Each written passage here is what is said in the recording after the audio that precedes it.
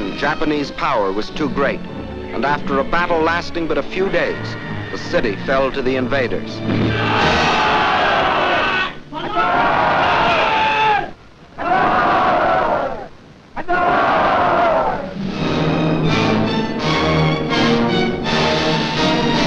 In their occupation of Nanking, the Japs again outdid themselves in barbarism.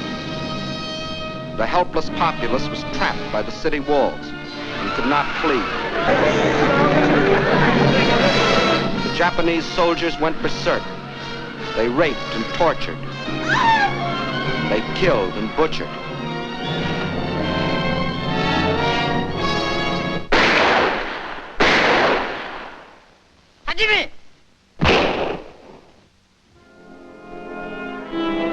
In one of the bloodiest massacres of recorded history, they murdered 40,000 men, women, children.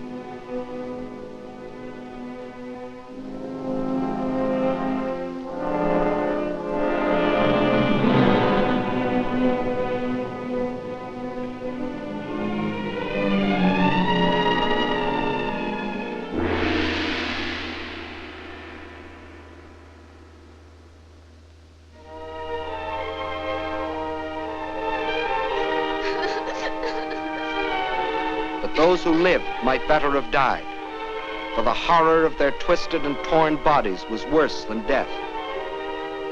These scenes were photographed by an American missionary and smuggled out of China after the rape of Nanking.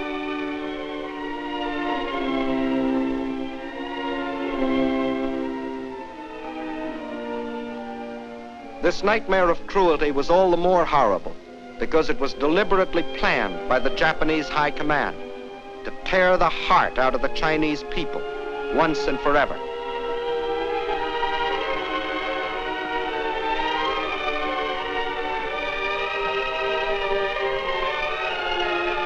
And then it happened. That which Sun Yat-sen had dreamed of, that which Chiang Kai-shek had toiled for, that which is stronger than stone walls had at last been born in China, the will to resist. 青年们，有钱的出钱，好，来打倒日本人，一定要打回老家去。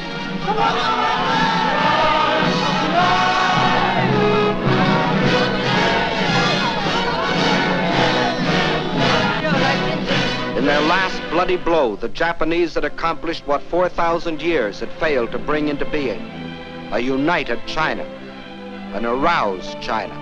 必须要团结一致，消灭日寇。 然后我们才能够得到安全。我们担着神圣救国的责任，应该贡献我们所有的力量，为求生存和独立而抗战，为反抗帝国主义的残暴，坚决抵抗。我们一天不息，让我们大家前进，反抗到底。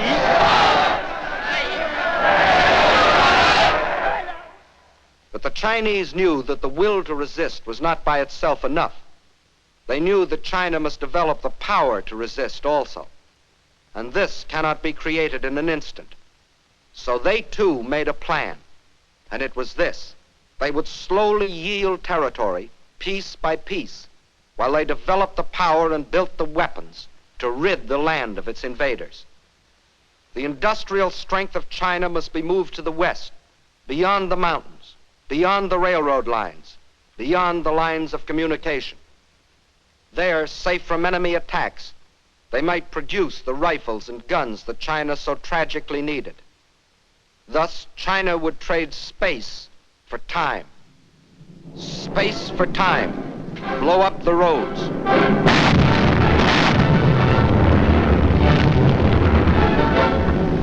Space for time. Scorch the earth.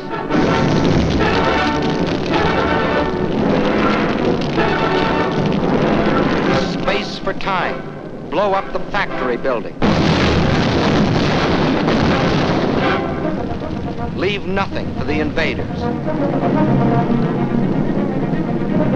And then the people rose and moved, riding, walking, crawling.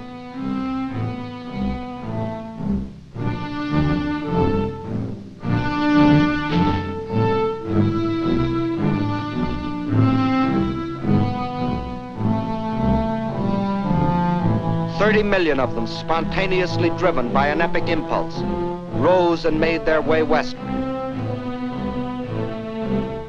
The earth teeming with them, moving westward on a trek that stretched through 2,000 miles of roadless wilderness.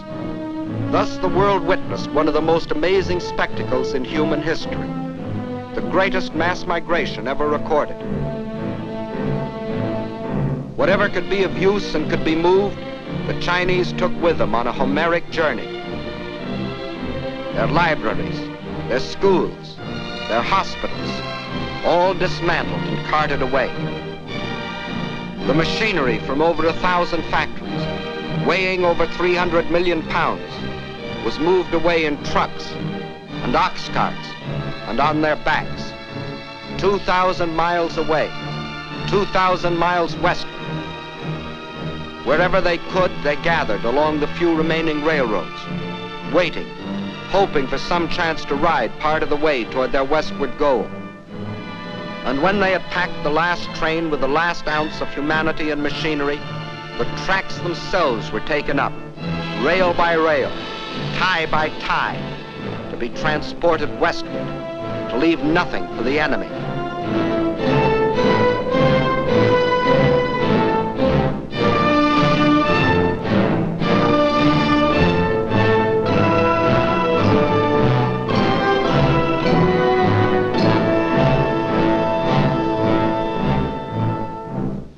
Every river pointing westward was heavy laden. Every sampan, every barge was pressed into service, weighted down to the water's edge with the precious tools for new China.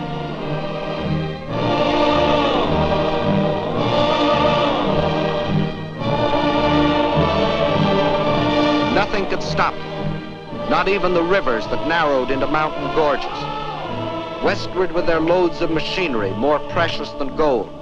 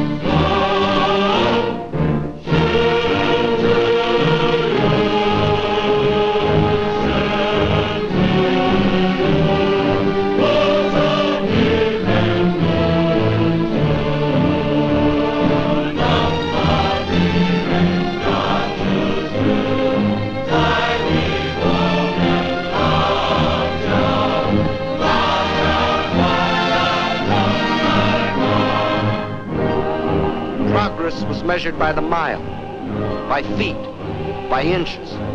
The trail they broke was moistened every step of the way by their sweat. Where there were no trains, no boats, no ox carts, there were still willing hands and willing feet and straining backs. 30 million people moving westward, westward from the invader, westward from slavery and death, westward to freedom.